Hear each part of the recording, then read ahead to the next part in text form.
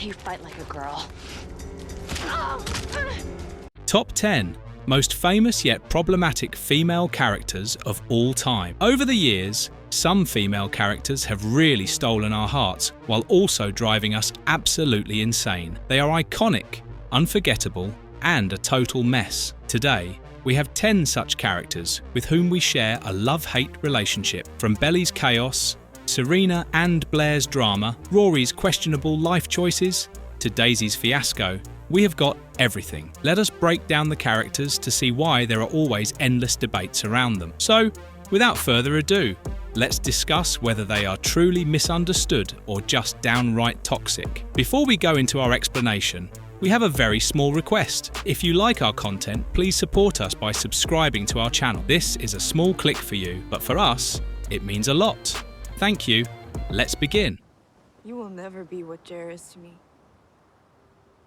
Belly, aka Isabel Conklin. Our topmost character is none other than Belly from The Summer I Turned Pretty. She is the sweet, awkward teen caught between childhood and adulthood, first loves and heartbreaks. We're over?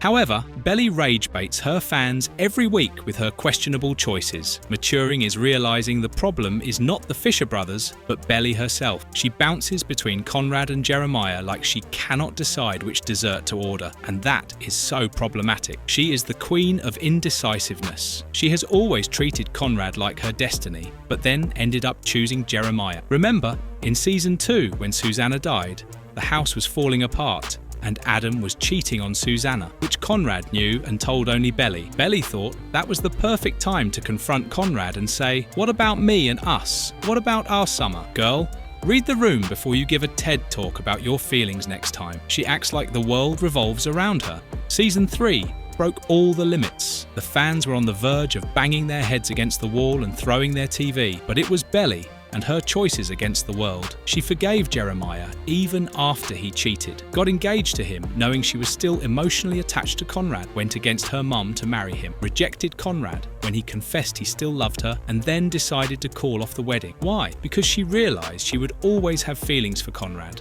That too during her bachelorette party. Great decision, but she could have easily done that before, or, tried to date someone outside the Fisher household. She wasn't even a good friend to Taylor. Taylor was always there to clean up her mess, and Belly made her the bad guy every time she faced a crisis. She victimised herself after toying with people's feelings. The thing is, even though Belly is a chaos generator, she is painfully real, emotional, and imperfect, which defines the love-hate relationship between Belly and her fans. With the recent finale of the show and a movie on the way, Belly has really grown into her own and found her true self in the 1 year she spent in Paris. Even if she truly was a complex female character with varied layers, Belly and Conrad have always been infinite, and the show ends with them finding their way to one another in the best possible way.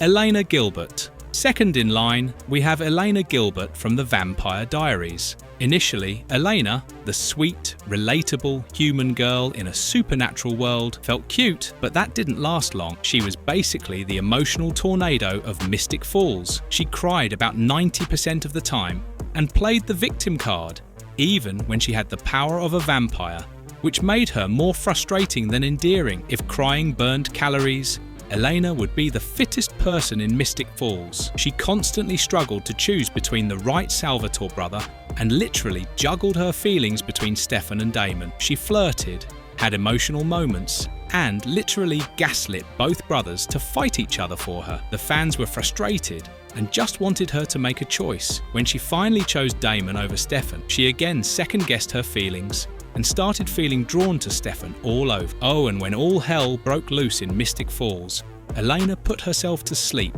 while the others were fighting for their lives. The fans went spiraling at this point. She dragged everyone into her mess, repeatedly put others' lives at risk, and took no accountability for it. Her friendships even felt one-sided, toxic, and emotionally draining. While her friend risked everything for her, she felt entitled to the protection she received. In fact, after a point, it felt like hers was the only life that mattered. What's worse, Her character showed no development. She felt bland compared to others like Caroline, Klaus, Bonnie, Stefan, and Damon, who all went through rich and compelling arcs. Meanwhile, Elena only served the love triangle. Every other character sacrificed and suffered for 8 seasons.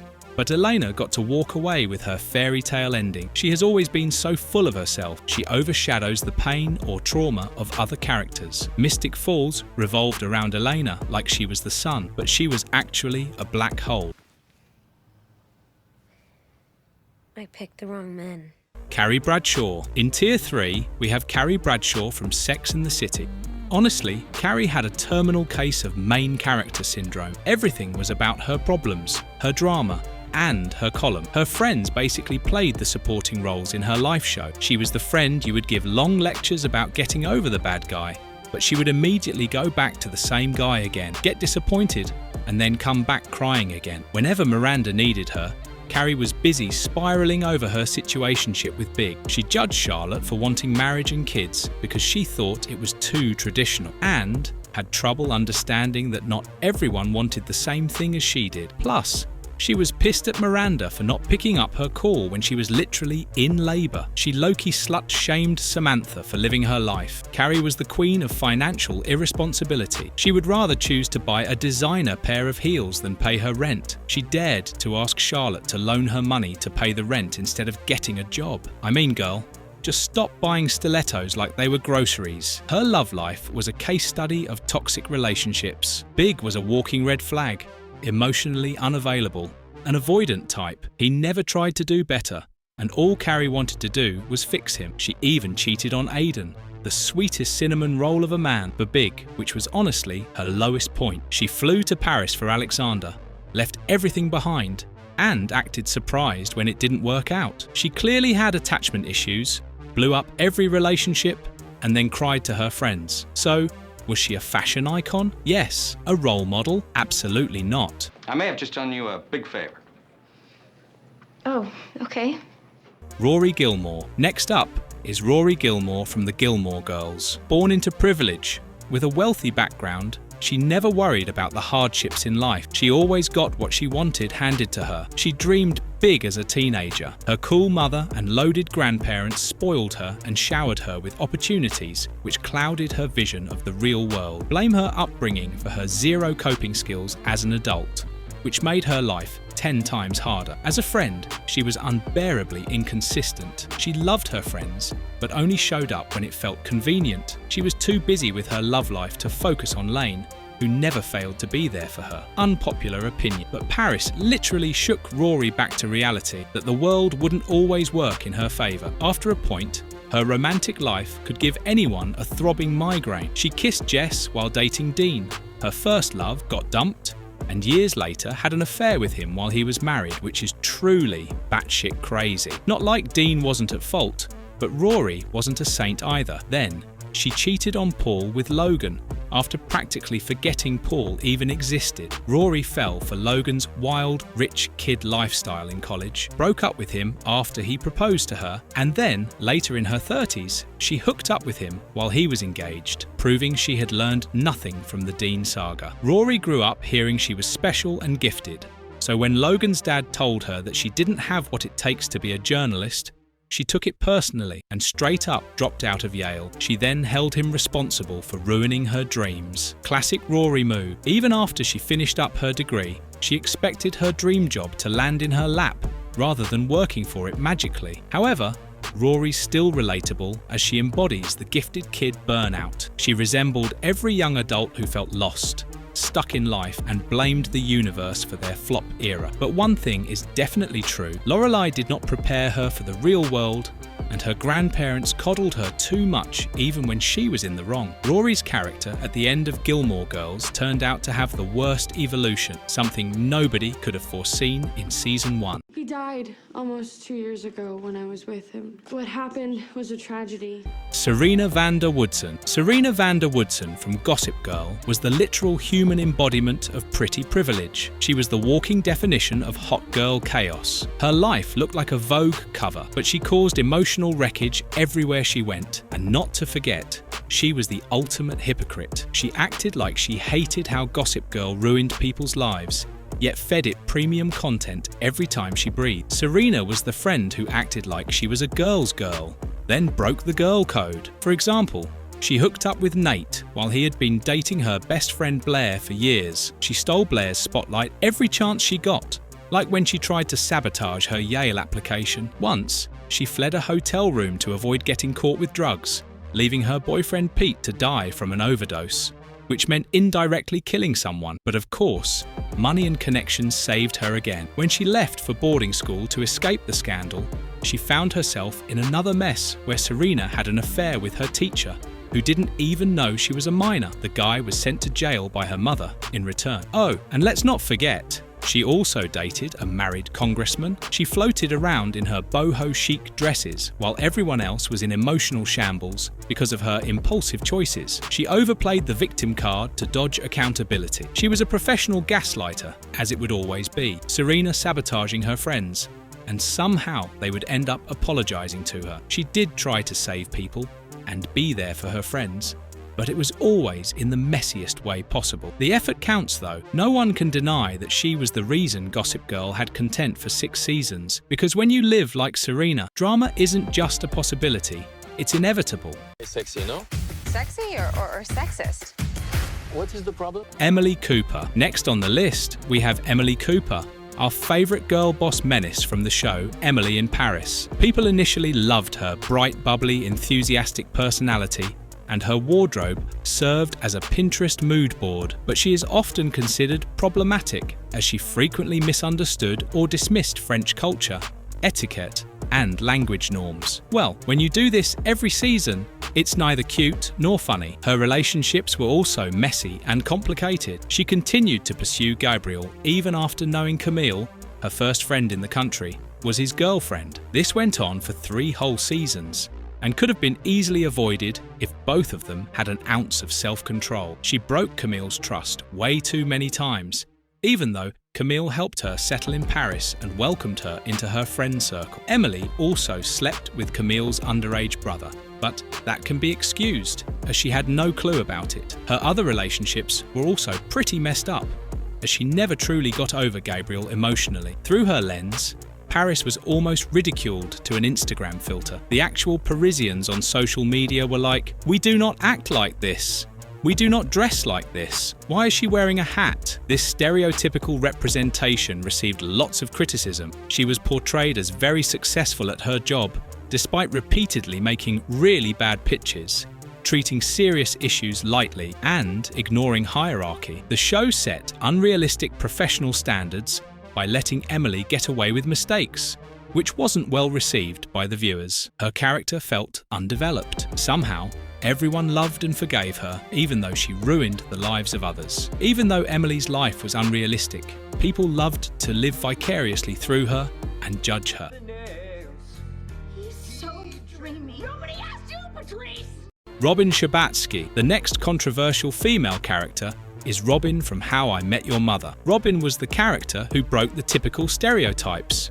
She was a complex, career-oriented, independent woman who we really liked. However, Robin soon became problematic when her beliefs and principles didn't align with the way she acted. For instance, she would brag about her career being her top priority, then immediately quit her job without any backup plan. In her romantic relationships, she was jealous, dishonest, and impulsive. She led on Ted and Barney when she was clearly non-committal, but the moment either guy chose to move on from her, she would suddenly claim to like them again. Robin was a prime example of what an individual with avoidant attachment style looks like. Her relationship with her father and struggles with intimacy partly explained that behaviour. Robin gave Ted just enough attention to keep him by her side. Then she married Barney, and for a time, it was the best decision ever, as everyone loved and shipped Robin and Barney. However, the happiness was short-lived, and after they got divorced, she went back to her ex Ted again. Her being an ambitious woman was well respected,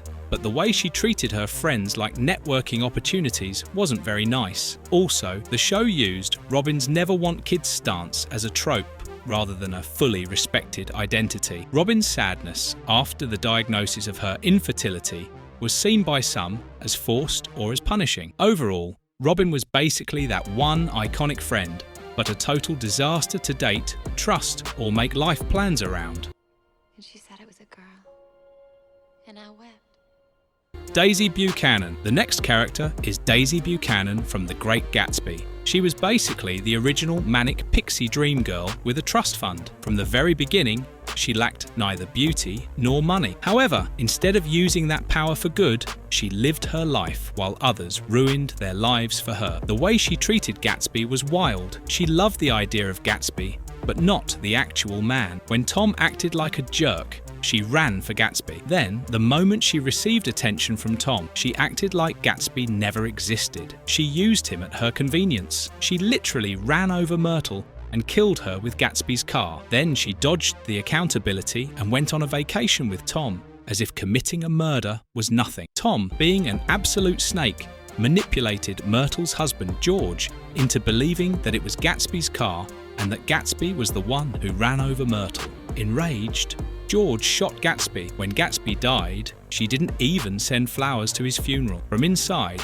she was just as empty as a champagne glass. She never had to face consequences of her actions because her wealth shielded her from. It didn't matter to her when Tom cheated on her constant. Why? Because at least they were rich. The only thing that mattered to her was money. Gatsby, on the other hand, spent years trying to become someone Daisy would love. He became a millionaire, built a house equivalent to a palace, and threw huge parties so that one day Daisy would notice him. In the end, his efforts meant nothing to Daisy. Gatsby's obsession created a version of Daisy in his imagination that she never was. Meanwhile, Daisy proved that beauty without accountability is nothing but destruction. I'm a destination, and if you refuse to attend, I'm gonna have to find a replacement. Girls, the waiting list. Blair Waldorf. Now, on the list, we have another scheming queen bee from Gossip Girl, aka Blair Waldorf. She was iconic, no doubt, and her fashion sense was top tier. However, she was a walking red flag. She treated Serena like her limited edition Birkin and would show her off whenever it benefited her. To her, friendship meant gaslighting, gatekeeping, and girl bossing. Blair's love language was manipulation, and that girl surely knew how to hold grudges. If anyone wronged her, she would plot their downfall. Blair was practically the founding mother of the pick-me energy, and spent so much energy trying to earn love and approval from the most unhinged men, be it Nate, Chuck, or even her father, who was responsible for giving her abandonment issues. She was probably blind to the toxicity of Chuck beyond his three-piece suit. They had good chemistry, but they also needed therapy. He literally emotionally abused her and traded her for a hotel. To him, his empire was more important than Blair, but Blair craved validation. She always had to be on top, and if somebody threatened that, she would destroy them. She never apologized unless it was strategic, and always competed with other women, such as Serena, Jenny, or even some random debutante. Blair could never accept the fact that she and Serena were very different. Instead, she would try everything and suffocate herself to prove she was better than Serena. Even though she was problematic, she delivered intense drama with amazing fashion and was a true queen bee in all her might. You know, you really put yourself on the radar tonight.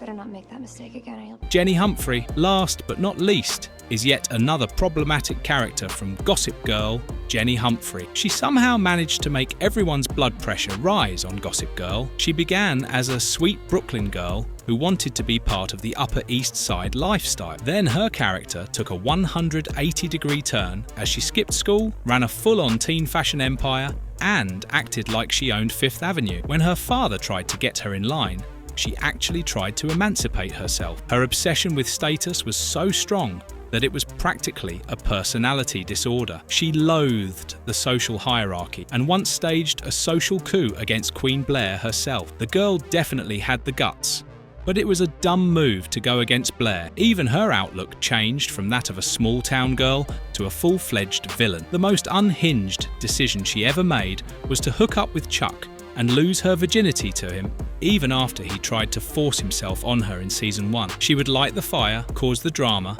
and act like she knew nothing. She complained that people were mean to her when she was the reason for receiving such treatment. Finally, after causing peak chaos, Jenny just left and moved to Hudson. Jenny was the girl you couldn't ever trust. However, she still felt somewhat relatable because it's a human tendency to conform to societal standards and to be someone we are not. That's what Jenny also tried, but she ended up turning pure evil. There you have it. The 10 iconic women who kept us hooked, made us yell at our screens, and sparked countless debates over the years. Something they all had in common was their questionable life choices, lack of accountability, and messed up relationships. You can love them or loathe them, but they proved that complex characters like them make the best TV shows or movies, ones that no one can ignore. So which of these problematic queens do you defend with your whole heart, and which ones drive you up the wall? Let us know in the comment box below. And if you liked our content, don't forget to leave a like and subscribe to us if you haven't already. Have a good one and be safe. Thanks everyone.